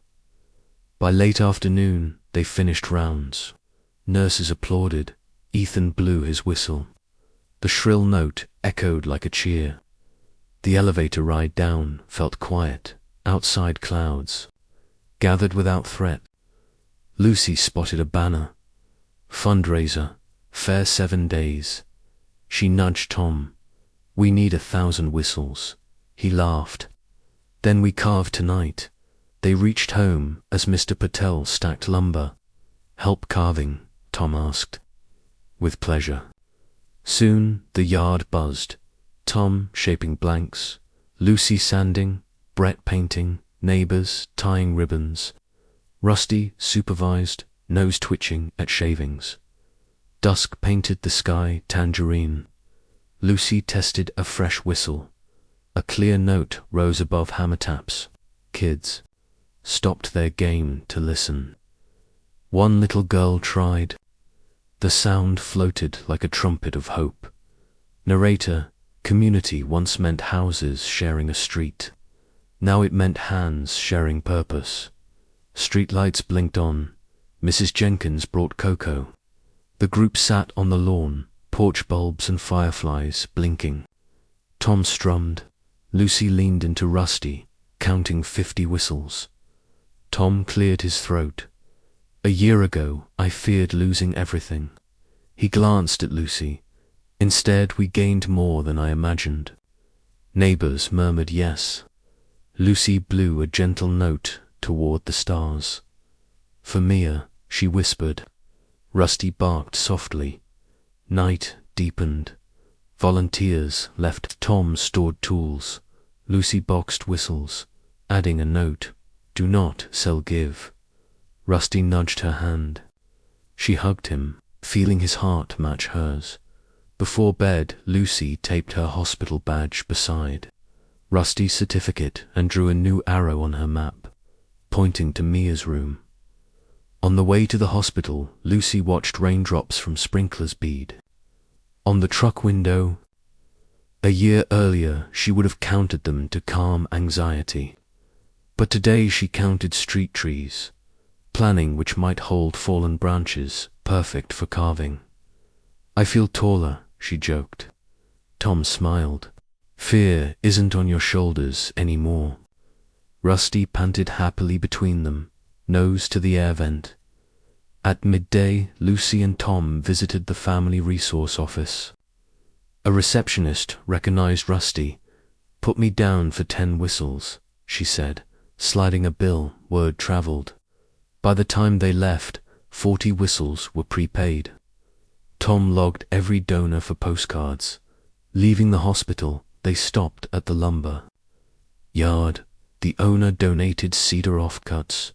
"Turn wood into wishes," he said. Rusty barked, tail drumming the gate. Back home, sawdust floated. Lucy noticed Brett's sister, Lily, watching. She handed Lily a plain whistle to paint. Lily chose teal and added a tiny heart. Brett watched, surprised by her focus. As evening deepened, Tom lit a camping lantern so work could continue. Shadows leaped across fences, but felt friendly. Music drifted from open windows, piano, humming. Hope was contagious. When the whistle count hit 75, Lucy called stop. Arms tingled from sanding, yet her lungs stayed open. "Tomorrow will break 100, she declared. Tom held a pinky. They sealed a promise. Rusty placed a paw on both hands, confirming. Lucy drifted toward sleep. Yet before dreams fully claimed her, she heard distant owls and the soft click of Tom turning off the porch light. In that hush, she whispered, "Thank you, world." Rusty shifted, pressing closer, his steady breath promising tomorrow's strength. Outside, wind rustled maple leaves, sounding like pages turning in a giant storybook that had many bright chapters still to share for us all. Lucy woke to scent of cedar shavings still clinging to her hair. As soon as her eyes opened, Rusty nudged a whistle box toward the door, tail wagging like a metronome. Today, the big fundraiser fair filled Maple Park, and the remaining whistles had to reach every waiting hand. Tom loaded the truck bed at sunrise. Volunteers arrived with thermoses and extra tables. Brett pedaled up, pulling a wagon painted Hope Express. Rusty hopped in, sitting proud beside the boxes. Lucy laughed. "Chauffeur, Rusty is ready," she said. Tom winked back. The convoy rolled down the street. Neighbors waved from porches, some already holding last night's finished whistles, by. The park buzzed louder than Carnival Day. Booths lined the paths, snow cones, jar toss, a dunk tank daring the mayor. The Children's Hospital banner fluttered above the main stage. Lucy placed her whistles beside a bright poster showing me a small smile. She tapped the board under the goal line that still sat thousands shy. "Let's erase that gap," she whispered to Rusty. The dog barked once, sounding like a starter pistol. Customers formed a serpentine queue. Lucy worked with calm purpose. Accept $1, slip a whistle, share a quick lesson on breathing, hope in, fear out. Some donors dropped 20s, some only coins, but each face left brighter. When her voice cracked, Tom strummed songs that kept feet moving. Rusty visited each child, pressing gentle paws on wheelchairs. Lying still so fragile, fingers could braid ribbons through his vest. Near noon, Jenny and Lily presented a jar labeled Lemonade Forlungs, clinking with coins. "We sold out," Jenny said proudly. Lucy hugged them both. Brett saluted Rusty, who responded with a friendly nudge.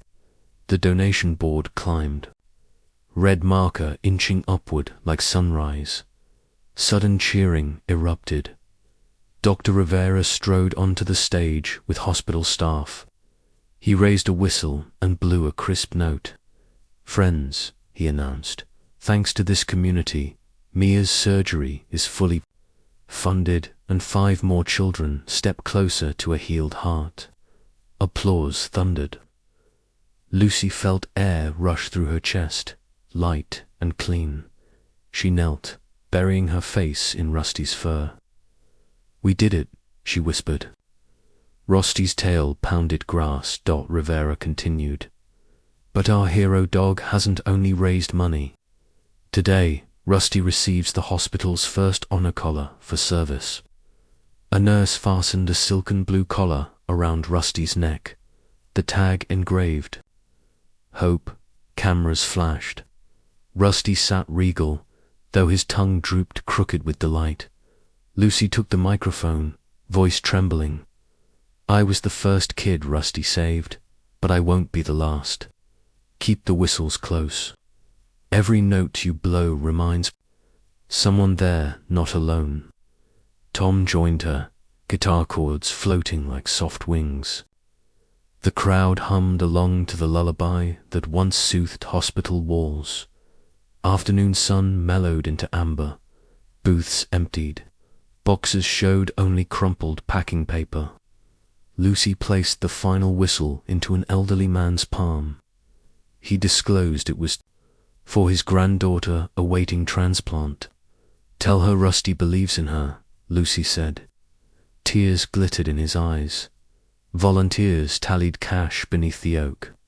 The number stunned everyone. Enough for Mia and 10 more children. Rivera wiped his cheeks and hugged Tom.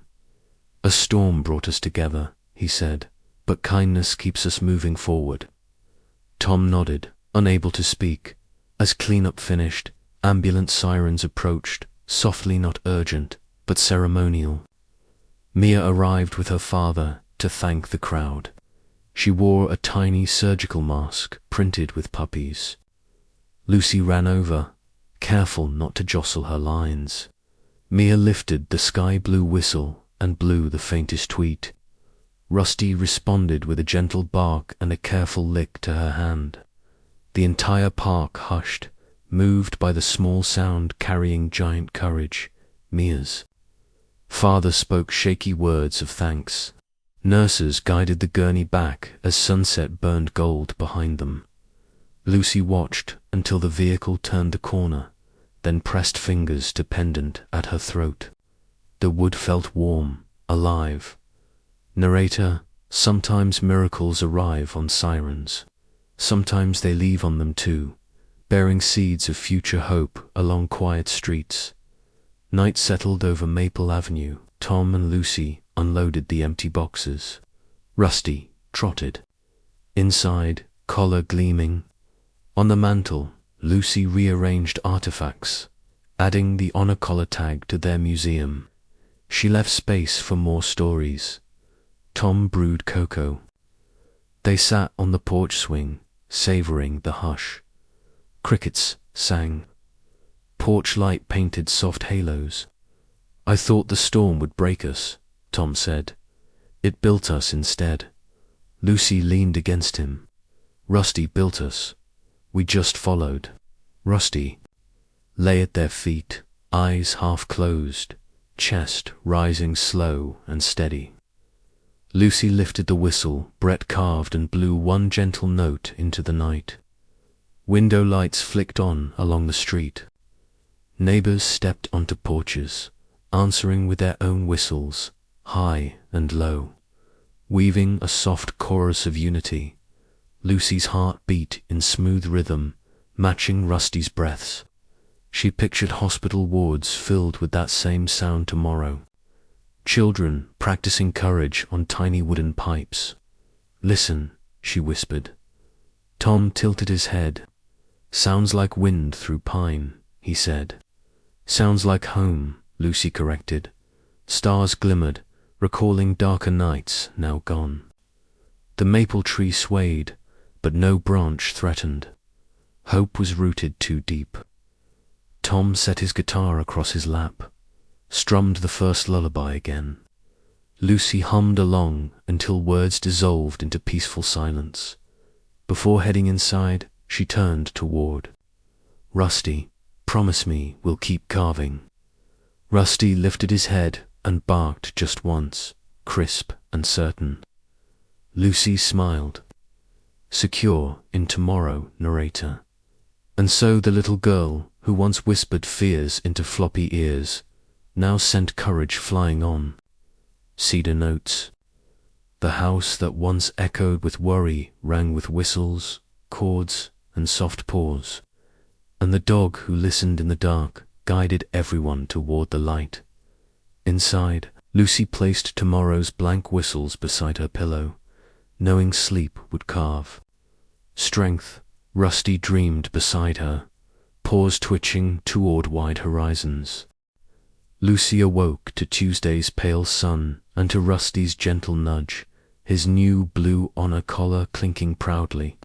The fundraiser's echoes still danced in her dreams, but another mission waited. Today the two of them would deliver the first batch of whistles to Mia's ward and record a video so donors could watch hope in action. Tom already brewed cocoa downstairs. He strummed a bright chord and smiled. 100 whistles boxed, map updated, sandwiches packed. Ready, team. Lucy saluted with silly formality.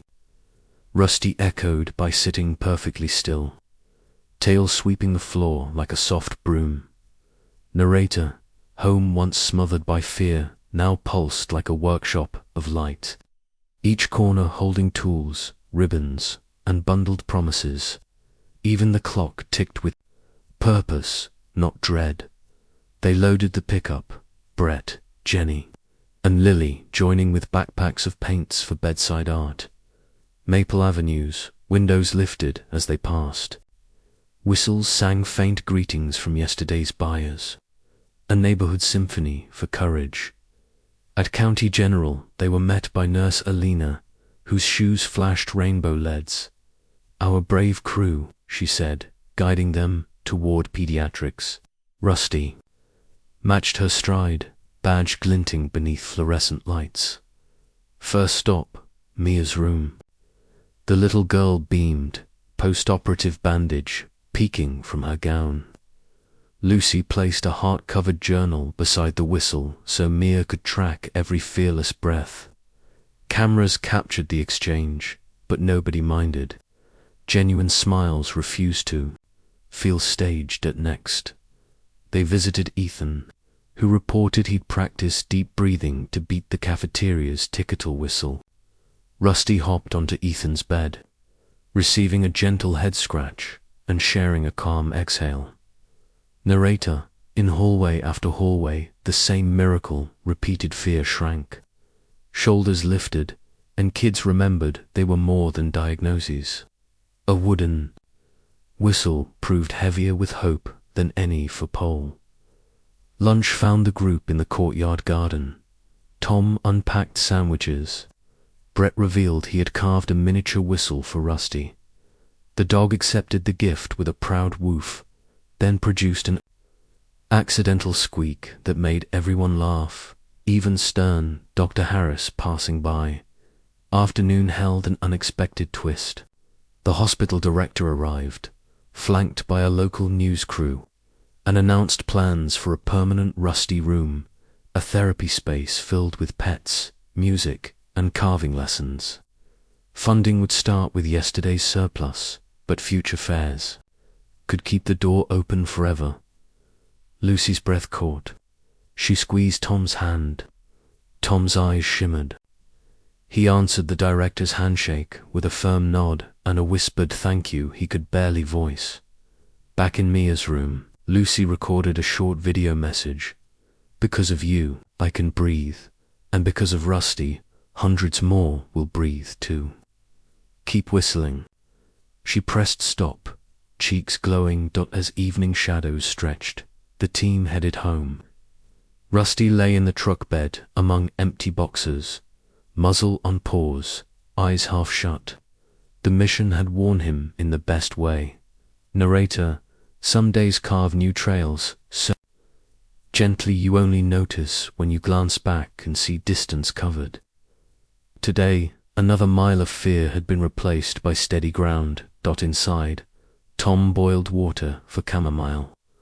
Lucy leaned against the counter, noticing how steam no longer made her dizzy. "School starts again next week," Tom reminded gently. Lucy nodded. "Start with walking the track," he advised, but pride glowed anyway. They opened mail stacked by the door. Among bills, now marked paid, sat handwritten letters from strangers. A retired carpenter in Maine who carved toys for hospitals. A third grade class in Texas sending pop print stickers. And a woman who had lost her own child but found comfort in Rusty's story. Lucy read each message aloud, voice trembling yet strong. Tom fetched a shoebox. "Keepsake vault," he announced, sliding the letters inside. A soft knock sounded. Mr. Patel stepped in, holding a small parcel. "From the music shop," he said. Inside lay new guitar strings and a tuner. Music returned, stronger. Night deepened. Brett texted stats. The online whistle store launched that afternoon had already logged 50 orders. Lucy grinned, thumbs flying across the screen, carving.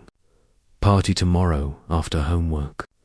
Before climbing the stairs, Lucy paused at the front window. Streetlights illuminated chalk paw prints kids had drawn toward the hospital. She pressed her palm against the glass, heart humming in perfect time. Upstairs, she tidied her desk, stacking math sheets, history notes, and a clean block of cedar ready for the next prototype.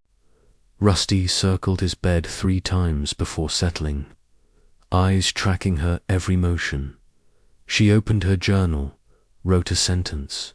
Hope can fill boxes, badges, rooms, and hearts, and it still keeps spilling out. Tom peeked in, guitar tuned. He strummed a soft goodbye to the day. Lucy hummed between chords, while Rusty offered gentle background snores. Lights dimmed. In the hallway, the nightlight still projected tiny stars across the wall.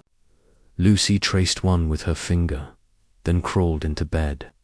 She whispered her old ritual words, now bright instead of desperate. Please, Rusty, keep bringing hope. The dog's ears flicked. He rumbled a low, contented bark that promised obedience. Narrator. Outside, a breeze rustled maple leaves that had once trembled under thunder. Darkness held no power here now, only room for dreams to grow. In the quiet that followed, Lucy's breaths settled into peaceful cadence. Rusty's tail thumped once. In sleep, and Tom closed the last window, certain the house at last felt like a place where miracles were expected, not rare. Did this story touch your heart? Give it a thumbs up, share it around, and drop your location in the comments.